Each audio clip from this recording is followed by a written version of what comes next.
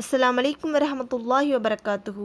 Welcome to my channel one hope lock. இன்ஷா அல்லாஹ் இன்றைக்கி நம்ம இந்த வீடியோவில் பார்க்க போகிறது என்னென்னா, தொழும்போது அல்லாஹ்விடத்தில் துவா செய்யலாமா, எந்தெந்த இடத்துல எல்லாம் நாம் தொழறப்போ துவா செய்யலாம், இது பற்றியான ஒரு விளக்கத்தை தான் நம்ம இந்த வீடியோவில் பார்க்க போகிறோம். ஸோ இந்த வீடியோவை ஸ்கிப் பண்ணாமல் பாருங்கள். அல்லாஹ் போதுமானவன். தொழும்போது அல்லாஹ்விடத்தில் பிரார்த்திக்கலாம். இன்னும் இதை பற்றியான ஹதீஸை நபிகள் நாயகம் ஸல்லல்லாஹு அலைஹி வஸல்லம் அவர்கள் கூறுகிறார்கள். அடியான் அவனது இறைவனுடன் மிகவும் நெருக்கமாக இருப்பது சஜிதாவின் போதுதான். எனவே அதில் துவாவை அதிகப்படுத்துங்கள் என்று நபிகள் நாயகம் ஸல்லல்லாஹு அலைஹி வஸல்லம் அவர்கள் கூறினார்கள். இந்த ஹதீஸிலிருந்து நாம் அல்லாஹ்வுடன் நெருக்கமாக இருக்கக்கூடிய ஒரு இடம்னா அது சஜிதா தான்.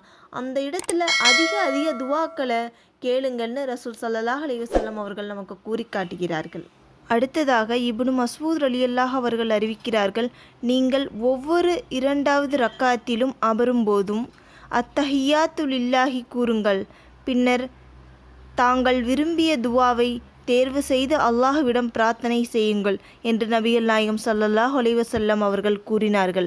இந்த ஹதீஸிலிருந்து இரண்டாவது ரக்காத்திலும் நான்காவது ரக்காத்தில் இருப்பில் அமரும் போதும் விரும்பிய பிரார்த்தனை கேட்டுக்கொள்ளுமாறு நபிகள் நாயகம் ஸல்லல்லாஹு அலைஹி வஸல்லம் அவர்கள் கூறினார்கள்.